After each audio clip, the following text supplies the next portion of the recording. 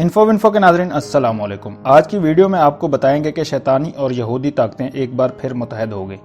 سعودی عرب، بحرین اور متحدہ عرب امارات نے بھی ان قوتوں کے ساتھ ہاتھ ملانے کی تیاری کر لی۔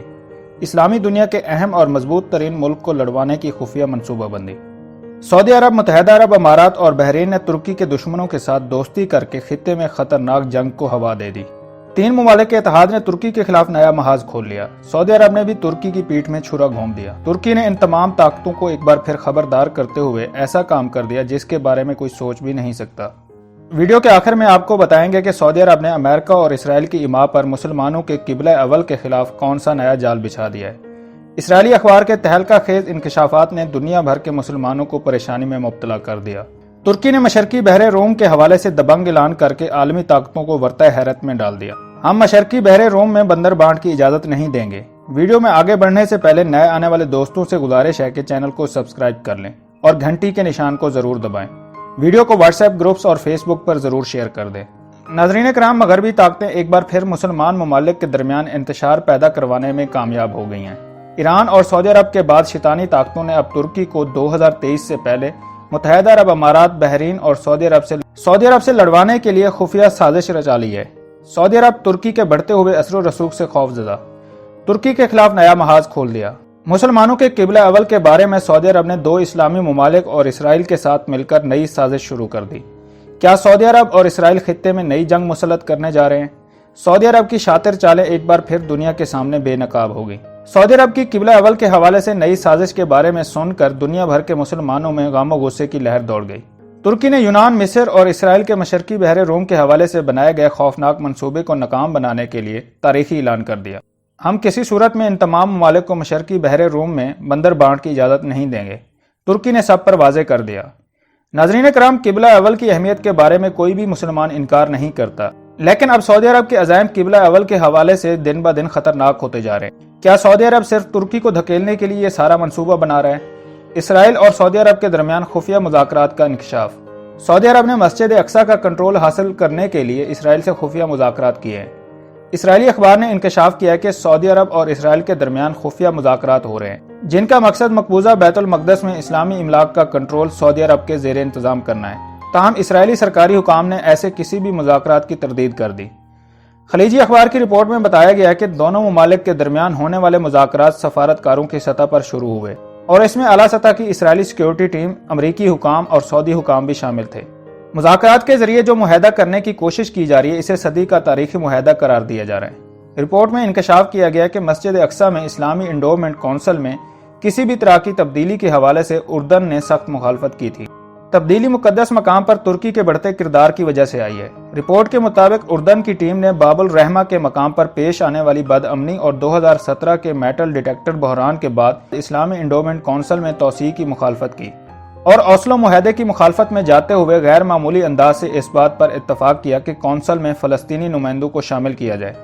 رپورٹ میں فلسطینی نمائندوں پر الزام عائد کیا گیا کہ ان کی کونسل میں شمولیت کی وجہ سے ہی مسجد اقصی کے معاملات میں ترکوں اور ایرانیوں نے مختلف تنظیموں کے ذریعے ترک حکومتوں سے لاکھوں ڈالرز کے عطیات وصول کر کے اپنے قدم جمانے کی کوشش کی۔ ان تنظیموں کو ترک صدر رجب طیب اردوان کے واضح احکامات حاصل تھے۔ غیر ملکی خبر رساں ادارے کے مطابق ایک سعودی سفارتکار نے بتایا کہ یہ خفیہ مذاکرات ہیں۔ اس میں اسرائیل کے سفارتکاروں اور اعلیٰ سیکیورٹی حکام نے شرکت کی، جبکہ مذاکراتی ٹیم میں امریکہ اور سعودی حکام نے بھی شرکت کی۔ سینئر عرب سفارتکار نے اسرائیلی اخبار اسرائیل ہوم کو بتایا کہ اسرائیل اور امریکہ بھی خواہش مند ہیں کہ صدی کا تاریخی معاہدہ سے قبل سعودی عرب کا ساتھ دیا جائے۔ بحرین اور متحدہ عرب امارات بھی سعودی عرب کے ساتھ ہیں۔ ادھر ترکی کے وزیر خارجہ نے کہا کہ مشرقی بحر روم میں ترکی کو بے دخل رکھ کر کیا جانے والا کوئی بھی معاہدہ جائز حیثیت نہیں رکھتا۔ مشرقی بحر روم کے حالات پر بات کرتے ہوئے انہوں نے کہا کہ یہاں ترکی کا مقصد سب کے ساتھ تعاون کرنا ہے۔ یونانی فریق کو بھی شمالی قبرص کو ترکی جمہوریہ کے ساتھ قبرص کے اطراف کے قدرتی وسائل کی منصفانہ تقسیم سے متعلق سمجھوتا کرنا چاہیے۔ مشرقی بحر روم میں ہم ہر ایک کے ساتھ تعاون کرنے کے لیے تیار ہیں، لیکن اس وقت تک علاقے کے یونان، مصر اور اسرائیل جیسے فریقین نے ہمیں معاملے سے بے دخل رکھ کر آپس میں تعاون کرنے کو ترجیح دی۔ ہم بھی انہیں یہ سمجھانے کی کوشش کرتے رہے ہیں کہ ترکی کو بے دخل رکھ کر کیا جانے والا کوئی بھی سمجھوتا جائز حیثیت نہیں رکھتا۔ ترکی کے بغیر کوئی بھی تعاون نتیجہ خیز نہیں ہو سکتا۔ اس چیز کو ہم نے اٹھائے گئے ہر قدم سے ثابت بھی کیا ہے۔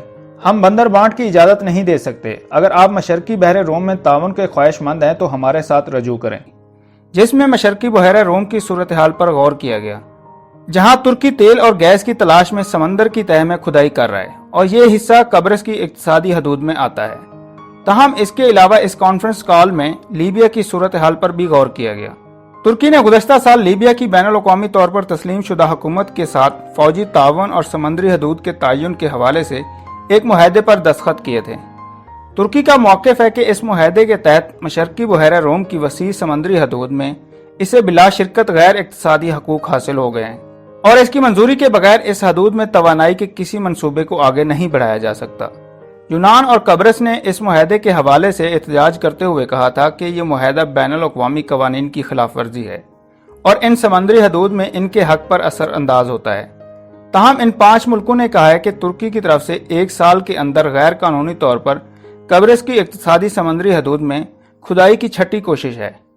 तुर्की लसानी बुनियादों पर तकसीम कब्रस को एक रियासत की हैसियत से नहीं मानता और इसकी तमाम समंदरी हदूद को तुर्की की समंदरी हदूद तस्लीम करता है। मशरकी बहरा रोम में तेल और गैस तलाश करने वाले बहरी जहाज़ों के साथ तुर्की ने अपनी बहरिया के जंगी जहाज़ों को भेजा था और तुर्की का इसरार है कि वो इन समंदरों में पाए जाने वाले कुदरती वसाइल पर अपने और तुर्क कब्रस मफादात का तहफ़्फ़ुज़ कर रहा है। ख्याल रहे कि नाज़रीन कराम, कब्रस 1974 में उस वक्त 2 हिस्सों में तकसीम हो गया था जब तुर्की ने कब्रस को मुत्तहद रखने के हामियों की बगावत के बाद इस पर हमला कर दिया था। इन 5 ममालिक के वज़रा ने मुश्तरका बयान में लीबिया में तुर्की की मुदाखलत की पुरजोर अल्फाज में मज़म्मत की और तुर्की पर जोर दिया कि वो लीबिया को असला फराहम करने से मुतालिक बैनुल-अक़वामी पाबंदियों का पास रखे। मजीद बरां ये मुतालबा भी किया कि वो शाम से गैर मुल्की जंगजुओं को लीबिया भेजने का सिलसिला बंद करे। इन 5 ममालिक ने ऐलान किया कि इक़दामात शुमाली अफ्रीका में लीबिया के हमसाया मुल्कों और यूरोप के इस्तेहकाम के लिए खतरा है। इन मुल्कों के बयान के रद्द अमल में तुर्की की वज़ारत ख़ारजा ने यूनान और कब्रस पर तुर्की के साथ मुज़ाकरात से गुरेज करने का इल्ज़ाम आयद किया है और मिस्र के बारे में कहा गया कि वो अपने अवाम के मफादात के तहफ़्फ़ुज़ में नाकाम है। मुत्तहिदा अरब अमारात पर तनकीद करते हुए तुर्क वज़ारत ख़ारजा के तर्जमान ने कहा कि इसने तुर्की की मुखालफत में इस इत्तेहाद में शमूलियत अख्तियार की है, जबकि फ्रांस के बारे में इसका कहना था कि वो गैर कानूनी तौर पर इस इत्तेहाद की सरपरस्ती कर रहा है। तुर्क वज़ारत ख़ारजा ने कहा है कि हम इन तमाम मुल्कों पर जोर देंगे कि वो होश के नाखुन लें और बैनुल-अक़वामी कवानीन और तरीकों पर अमल पैरा हों। तुर्क वज़ारत ख़ारजा के तर्जमान ने मजीद कहा है कि खित्ते में अमन और इस्तेहकाम के लिए बुराई की ताकतों के इत्तेहाद से नहीं बल्कि मुज़ाकरात के जरिए से इसे यकीनी बनाया जा सकता है। तुर्क वज़ीर ख़ारजा ने इस्तांबुल में फ़तह इस्तांबुल के 567 साल मुकम्मल होने पर सालाना याद की तकरीबात के मौके पर आया सूफिया में सूरह फातिहा की तिलावत पर यूनान के रद्द अमल के बारे में बात करते हुए कहा कि जमहूरियत तुर्की में अजान और कुरान कहाँ पढ़ा जाएगा, क्या ये बात हमें यूनान से पूछनी पड़ेगी।